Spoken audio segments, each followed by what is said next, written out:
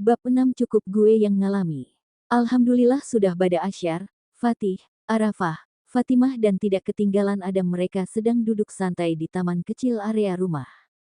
Fa, apa pendapat Fatimah tentang Iqbal? Tanya Fatih ke Fatimah yang sedang bermain dengan Adam. Pendapat gimana maksud Mas Fatih? Bah, mereka juga baru kenalan tadi pagi kan, mana mungkin Fatimah langsung punya penilaian, Arafah yang bersuara. Insya Allah baik, apalagi dia seorang yang paham akan Al-Quran kan, sebatas itu penilaian Fa, jawab Fatimah lalu kembali fokus pada Adan. Arafah mengkode agar Fatih tidak terlalu membahas Iqbal. Fatih membahas dengan mengangguk kepala, menandakan ia paham maksud sang istri.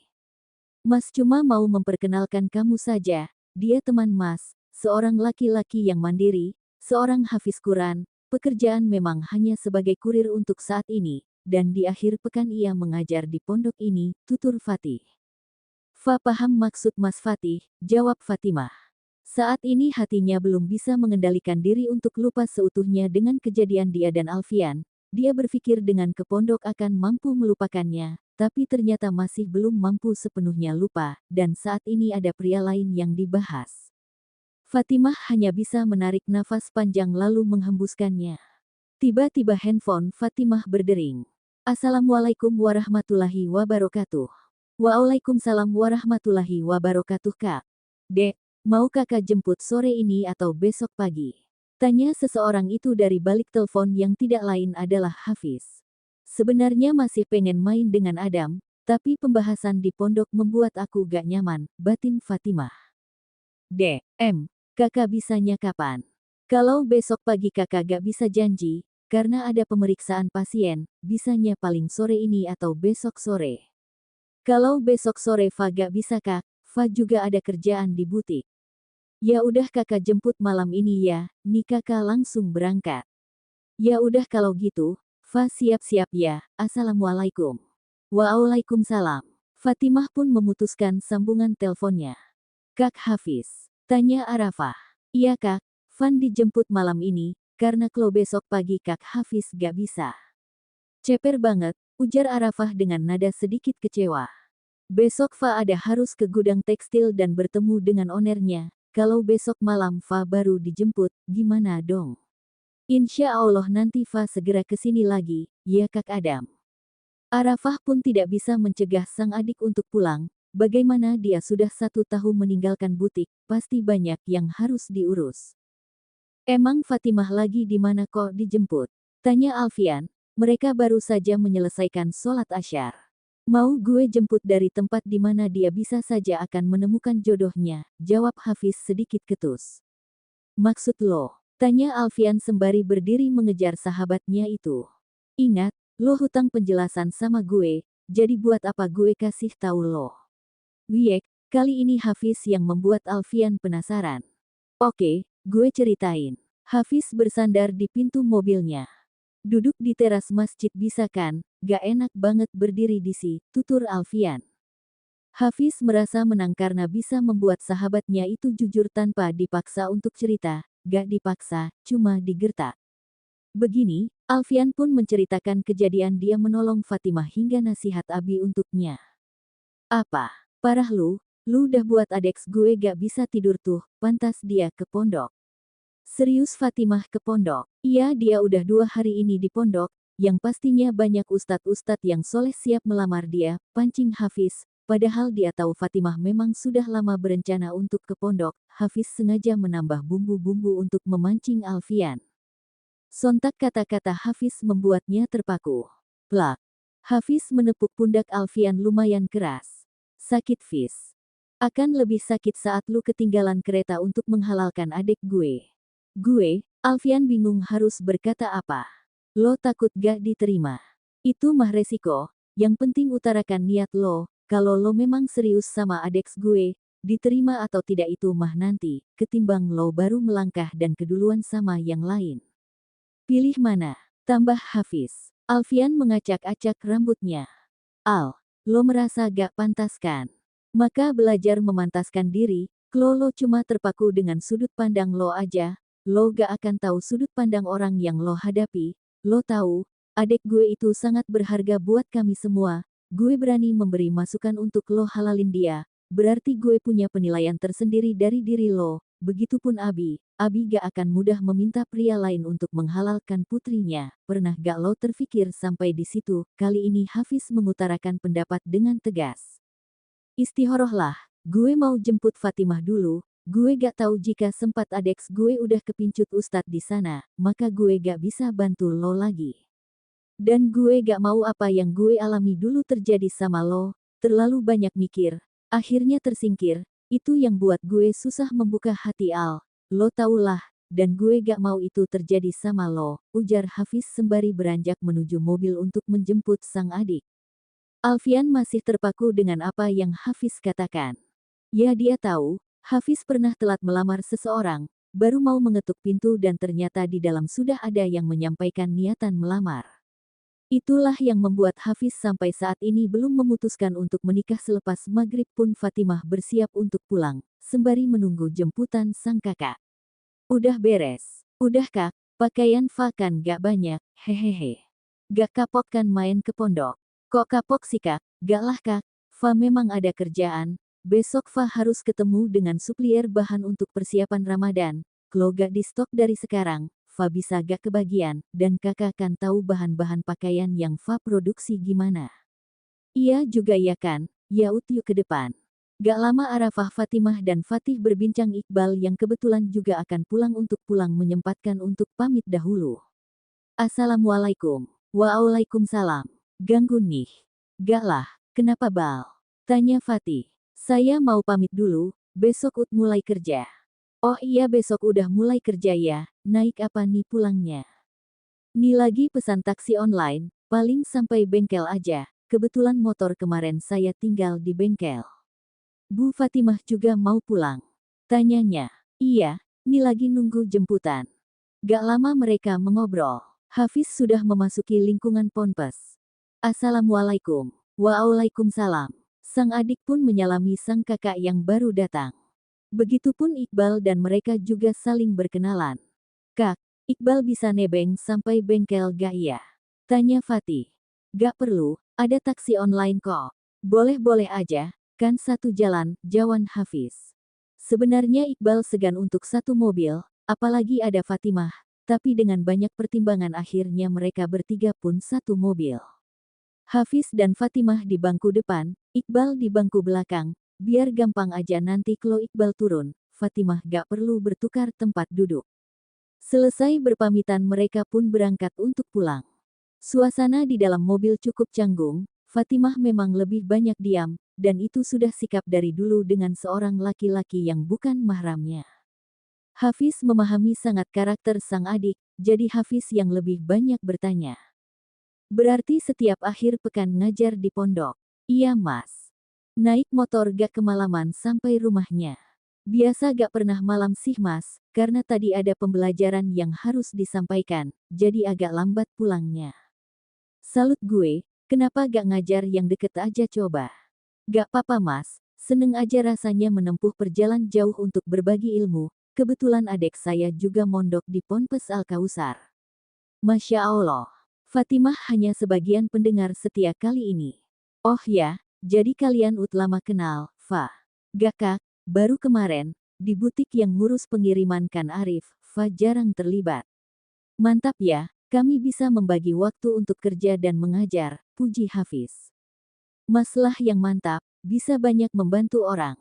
Jangan berkecil hati, karena yang tampak kecil kadang ia bernilai besar, tanpa seorang kurir, paket-paket yang dikirim tidak akan sampai ke tangan konsumen. Semua pekerjaan akan bernilai baik dan berkah jika itu dijadikan jalan ibadah. Kali ini Fatimah yang bersuara. Tubal, aku yakin kok kamu akan sukses nantinya. Sekarang aja udah sukses loh, mampu membantu sesama dengan menjadi kurir, dan mampu mengajarkan banyak ilmu untuk anak-anak pondok, melahirkan hafiz-hafiz baru yang istiqomah. Itu amal jariah yang gak akan pernah terputus loh, sambung Hafiz. Iqbal terpaku dengan sudut pandang Fatimah dan hanya menganggukkan kepala tanda ia paham. Mas, berhenti di bengkel depan, motor saya di sana, tunjuk Iqbal. Sesampainya di bengkel Iqbal pun langsung turun dan tidak lupa mengucapkan terima kasih atas tumpangannya. Hafiz dan Fatimah melanjutkan perjalanan mereka. Gimana dek? Gimana apanya kak? Mandiri, soleh, baiklah pastinya. Sama aja kayak Kak Ara, Mas Fatih, semua ngebahas Iqbal, jawabnya jengkel. Ih kok gitu jawabnya? Atau adik kakak ini udah ada pilihan lain? Goda Hafiz. Ih, apaan sih, gak ada, jawabnya dengan nada kesal dan memalingkan wajahnya. Alfian gimana? Mendengar nama Alfian membuat Fatimah terbatuk-terbatuk kecil. Tadi Iqbal dan sekarang Kak Al, apaan sih, lagi-lagi dengan nada jengkel. Kakak udah tahu kejadian kamu sama Al beberapa hari yang lalu. Ata-ata Hafiz barusan membuat Fatimah melotol. Gak usah melotot juga kali dek, gak serem. Kakak tahu dari mana? Dari orangnya, jawabnya santai. Ih ngapain sih kayak gitu pakai diceritain, gerutu Fatimah pelan, tapi masih bisa didengar oleh Hafiz. Bukan diceritain, lebih tepatnya kakak paksa cerita. Kebiasaan keponya gak hilang-hilang, masih dengan nada kesal. Kakak serius ditanya, gimana pendapat kamu soal Alfian? Tahu ah, ngantuk, dek, ngantuk, kakak fokus aja nyetirnya, jawabnya lagi sembari memposisikan diri akan tidur, walau sebenarnya gak bisa tidur gegara ngebahas Alfian. Kakak dukung kok, Kak Hafiz, ngantuk kali ini dengan nada sedikit tinggi. Dek, sambil geleng-geleng melihat tingkah sang adik. Hampir jam 11 malam akhirnya mereka sampai, karena tadi Merek berhenti sholat Isya dan makan jajanan sejenak. Sesampainya di rumah Fatimah pun langsung istirahat, Hafiz pun memutuskan untuk menginap di rumah Abi. Sesampainya di kamar, bukan langsung tidur, Fatimah malah gak bisa tidur, karena kata-kata Hafiz tadi sewaktu mereka sedang istirahat makan. Dek, kakak cuma mau kamu bisa dapat laki-laki baik, kakak Ut kenal Al sangat lama, kamu tahu dek. Dia dulu sempat menolak gabung di RSH, karena mau menjauh dari kamu, dia pengen jaga kamu, dia takut akan timbul hasrat yang di luar batas untuk dia mengontrolnya. Fatimah berusaha memejamkan matanya, tepat pukul 2.30 waktu Indonesia Barat Fatimah terbangun setelah berusaha keras untuk bisa memejamkan mata. Dia langsung memutuskan untuk sholat istikharah. Selesai wudhu, dibentang sajadah, dikenakannya mukena bermana putih itu. Fatimah menunaikan sholat sunnah istikharah. Dan ternyata di lain tempat ada juga sosok laki-laki yang sedang menunaikannya juga. Bersujud memohon di pertigaan malam. Ya Allah, Engkau adalah pemilih kami seutuhnya, Engkau maha berkehendak atas diri setiap hamba-hambamu. Ya Allah ampuni hamba telah memikirkan seseorang yang tak seharusnya hamba pikirkan sebelum waktunya.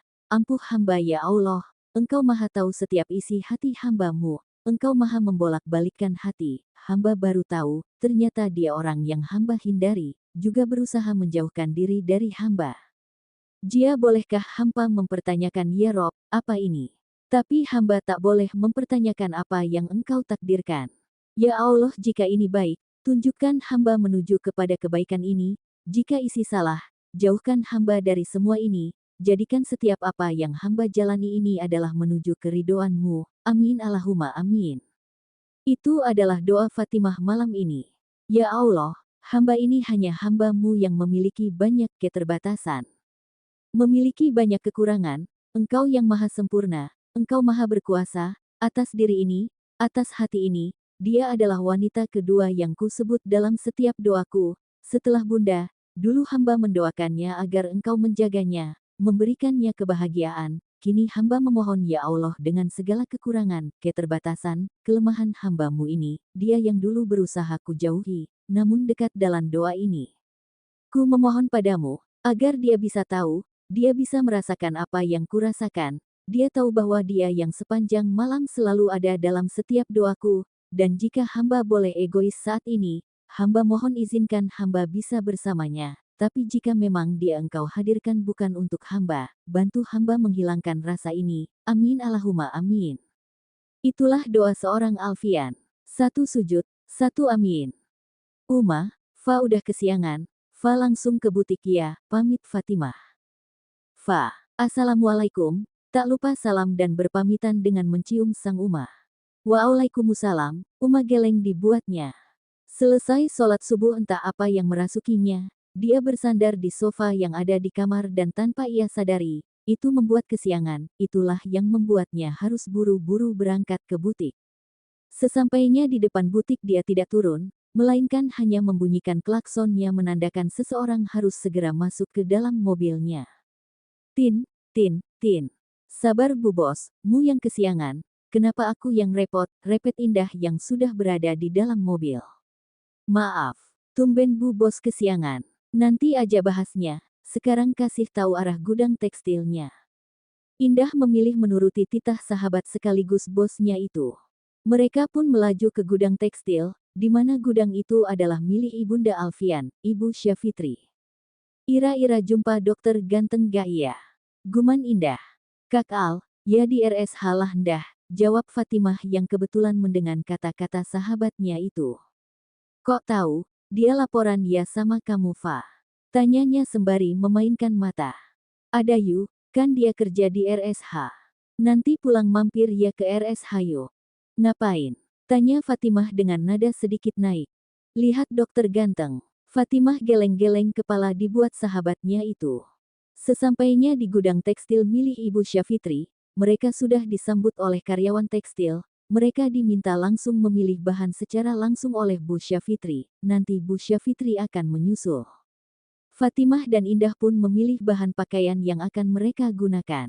Selesai memilih dan ada juga beberapa bahan yang sedang diusahakan oleh pihak suplier. Mereka langsung menuju ruangan Bu Syafitri. Assalamualaikum, salah Fatimah dan Indah. Waalaikumsalam, sini duduk. Selesai mempersilahkan mereka duduk, Bu Syafitri pun meminta stafnya untuk menjamu minuman dan snack. Minumannya 2 aja Kak, kata Fatimah. Kok cuma 2 Fa? Tanya Bu Syafitri. Biasa Bu, hari Senin Fatimah udah jadi rutinitas puasa, Indah yang menjawabnya. Masya Allah, calon mantu idaman banget ya. Idaman banget Bu, ledek Indah sambil menyenggol pundak Fatimah. Fatimah geleng-geleng melihat tingkah rekannya satu ini. Iya kan dah, tapi tante kan jadi gak enak kalau harus makan dan minum depan kamu. Gak apa-apa Tan, Faud biasa kok, santai aja Tan, tutur Fatimah meyakinkan. Gak lama mereka berbincang, snack dan minuman pun sampai. Tante ener-ener gak enak nih jadinya. Beneran, Fa gak apa-apa, Fatimah meyakinkan sembari mengedipkan mata untuk meyakinkan. Oh ya Indah panggil tante juga boleh loh. Hehehe, respon Indah. Cukup lama mereka berbincang, mulai dari urusan kerjaan dan di luar pekerjaan. Oke Bu Syafitri, kami undur diri dulu ya Bu. Semoga kerja sama kita bisa berjalan dengan lancar, tutup Indah membahas soal kerja sama mereka. Amin, itu juga yang saya harapkan. Oh ya Fa, rencana tante mau ke butik, mau minta dibuatkan baju seragam, sibuk gak? Silahkan Tan, dengan senang hati. Fatimah dan Indah pun berpamitan untuk kembali ke butik.